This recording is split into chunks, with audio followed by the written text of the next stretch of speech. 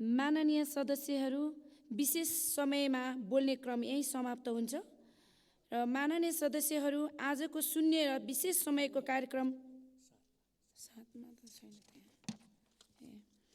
माननीय सदस्यहरू, प्रतिनिधि सभा नियमावली 2079 को नियम 15 को उपनियम 2 बमोजिम आकस्मिक र शून्य विशेष समयमा माननीय सदस्यहरूले उठाउनु भएको विषयहरूका सम्बन्धमा जवाफ दिनका लागि माननीय भूमि व्यवस्था, सहकारी तथा गरिबी निवारण मन्त्री श्री रञ्जिता श्रेष्ठले समय माग गर्नुभएको छ। अब म उहाँलाई समय दिन्छु।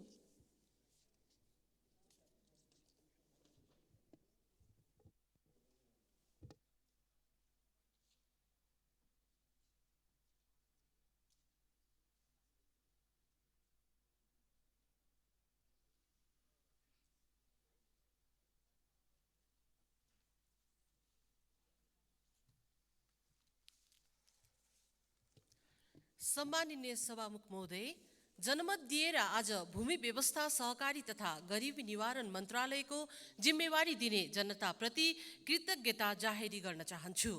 सभामुख महोदय, मन्त्री त भइयो, तर चुनौतीको चाङ छ। लाखौं जनता भूमिविहीन छन्, गरिबको डङ्गुर छ। कतै मेरो मन्त्रालय बिचौलियाको थुप्रोमा टुस्स टुसाएको बिरुवा जस्तै त छैन। खोतलिन्छु, मन्त्रालयको फाइल अध्ययन गर्छु र सङ्कल्प गर्छु। देश बनाउने हो भने सहरभन्दा पहिले गाउँ बनाउनु पर्छ। सपना स्मार्ट सहरको होइन, रहर स्मार्ट गाउँको गर्नुपर्छ। हरेक गाउँमा स्वास्थ्य चौकी, खेलकुद मैदान, वृद्धाश्रम, विद्यालय, सञ्चार सहितको सबै पूर्वाधार हुनुपर्छ। माननीय ज्यूहरू, यदि तपाईहरूको साथ र सहयोग भए यी सबै पूर्वाधारको पहल मेरै पालामा गर्ने मन छ। सम्मान्य सभामुख महोदय, जमिन खनजोत गर्नेहरूको हो, त्यसैले कमैया, हरुवा चरुवा, मुसहर, डोम, चेपाङ आदि भूमिहीनहरूले जमिनको लाल पूर्जा पाउनै पर्छ। हजारौं वर्ष, हजारौं मिटर जमिन जोत्नेको आज 5 अङ्गुल जमिन पनि छैन। त्यसैले मेरो पालामा भूमिहीनहरूलाई लाल पूर्जा दिने मेरो लक्ष्य रहेको छ। सम्मान्य सभामुख महोदय, गुठीका पनि समस्याहरू छन्। काठमाडौँ, ललितपुर, भक्तपुरको गुठी समस्या समाधानको लागि छिट्टै कार्यविधि तयार गर्ने सोचेको छु। उपत्यकाका मूलवासी लाखौं नेवारहरू लाल पूर्जा विहीन छन्। पुर्खाकै पालादेखि बसोबास गर्दै आएको काँचो इट्टाले घर बनाएर बसेकाहरूले लाल पूर्जा पाउनै पर्छ। सम्मान्य सभामुख महोदय, काठमाडौँमा नेवारलाई भूमिहीन किन देखेन राज्यले? यो प्रश्न भने गम्भीर छ। त्यसैले समस्याको निराकरण गर्दै उपत्यकाका नेवारलाई सो भूमिको लाल पूर्जा प्रदान गर्ने पनि मेरो लक्ष्य रहेको छ। सम्मान्य सभामुख महोदय, सहकारीबाट जनता ठगिएको गुनासो करोडौंमा छ। सहकारीलाई कसरी व्यवस्थित बनाउने, कसरी जनताप्रति सहकारीलाई उत्तरदायी बनाउने विस्तृत अध्ययनको लागि विज्ञहरू सम्मिलित एउटा कार्यदल तुरुन्त बनाउनेछु। सभामुख महोदय, आज हामी नेपाली सङ्घीय संरचनाको ढाँचामा छौँ।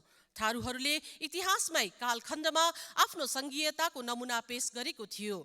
दाङ, भौरा, मलवारा, बुरान यसको उदाहरण हो। थारू जातिको उद्गम स्थल दाङमा पनि गुठी र रैकर बीचको समस्या छ। त्यहाँको रैकरलाई कसरी लाल पूर्जा दिन सकिन्छ, यो पनि मैले अध्ययन गरिरहेकी छु। सम्मान्य सभामुख महोदय, कमैया प्रथा उन्मूलन भएको पनि आज 23 वर्ष भइसकेको छ। अझै पनि कमैया, कमलरीले जग्गा पाउन सकेको छैन। मेरो कार्यकालमा जसरी पनि कमैया, कमलरीको समस्या समाधान गर्ने लक्ष्य लिएकी छु। यसका लागि 1-2 दिनमै म स्वयं दाङदेखि कञ्चनपुरसम्मको फिल्डमा खटिने निर्णय लिएकी छु। यथाशक्य छिटो कमैयाहरूलाई लाल पूर्जा वितरण गर्ने लक्ष्य लिएकी छु। यसैगरी देशैभरका भूमिहीनहरूलाई लाल पूर्जा वितरणका लागि भूमि आयोगका अध्यक्षहरूसँग परामर्श गरी वितरण गर्ने लक्ष्य लिएकी छु। सम्मान्य सभामुख महोदय, यस सम्मानित सदनमा माननीय ज्यूहरूले शून्य समय र विशेष समयमा राष्ट्रिय भूमि आयोग सुकुम्बासीलाई दिइने लाल पूर्जा, भूमिहीन सुकुम्बासी तथा अव्यवस्थित बसोबासको व्यवस्थापन लगायतका विषयमा भूमि व्यवस्था, सहकारी तथा गरिबी निवारण मन्त्रालयबाट हाल भइरहेको काम कारबाहीको सम्बन्धमा उठाउनुभएका विषय सम्बोधनका लागि उपस्थित भएकी छु। माननीयज्यूहरूले उठाउनु भएको विषयको हालसम्मको प्रस्तुति पेश गर्दछु। राष्ट्रिय भूमि आयोगले 2,40,000 जना सुकुम्बासीहरूलाई जग्गा बाँड्ने विषय कहाँ पुगेको छ र सुकुम्बासीलाई जग्गा तुरुन्त बाँडियोस् भन्ने उठाइएको विषयमा हालसम्मको प्रगति पुस महिनासम्मको प्रगति अनुसार हालसम्म राष्ट्रिय भूमि आयोगले 1090 वटा स्रष्टा पूर्जा निर्माण गर्ने कार्य गरेको र 542 वटा पूर्जा वितरण भइसकेको पनि देखिन्छ। त्यस्तै सुकुम्बासी समस्या यथावत रहेको, यसलाई राजनीतिकरण नगरौँ, जग्गा दिने विषयमा तत्काल सर्वसम्मत तरिकाले समाधान गरौँ र सुकुम्बासी समस्या सधैँको लागि अन्त्य हुने गरी सर्वसम्मत अन्तिम निर्णय गरौँ भनेर भनिएको विषयमा सुकुम्बासी समस्या समाधान गर्नको निम्ति राष्ट्रिय भूमि आयोग गठन भई यस सम्बन्धमा काम कारबाही अघि बढिरहेको र यसमा राजनीतिक दल, समाजसेवी र सरकारवाला सबै पक्षको सार्थक सहयोगको आवश्यकता रहेको जानकारी गराउन चाहन्छु। विद्यमान भूमि सम्बन्धी ऐन अनुसार तोकेको जग्गाको हदबन्दी व्यवस्थाले हिमाली र पहाडी क्षेत्र अन्यायमा परेको छ।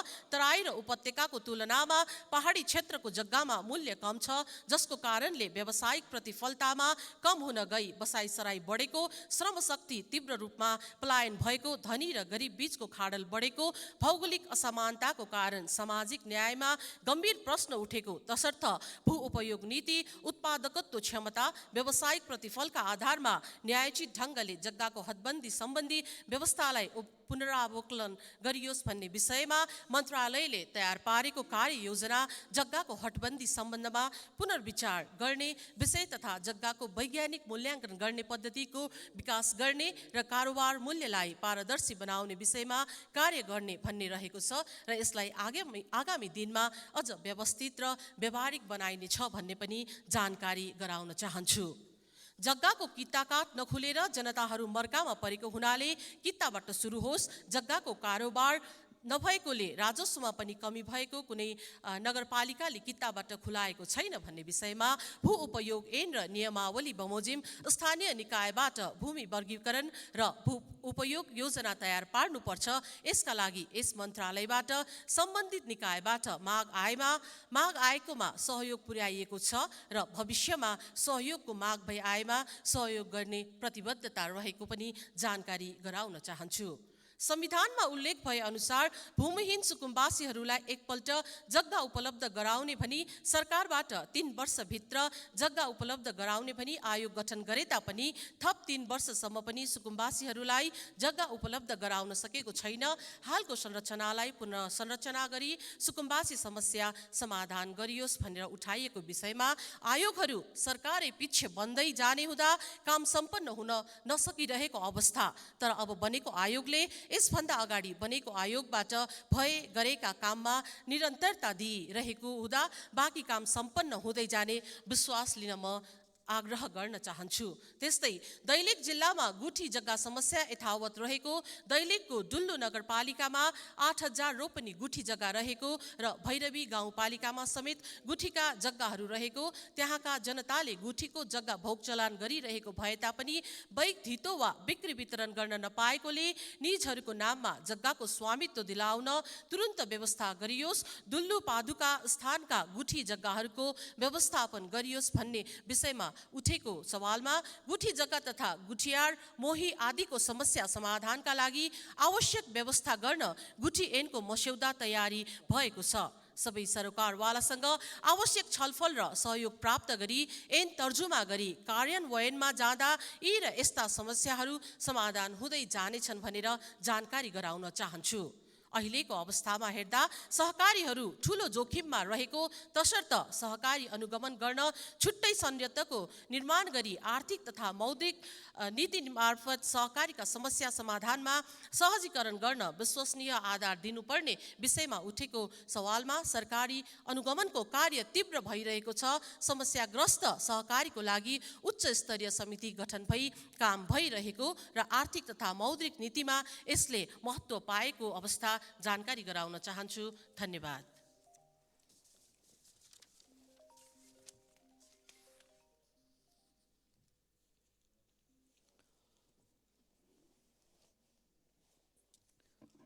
मान्य सदस्यहरू, राष्ट्रपतिको कार्यालयबाट पत्र प्राप्त भएको छ।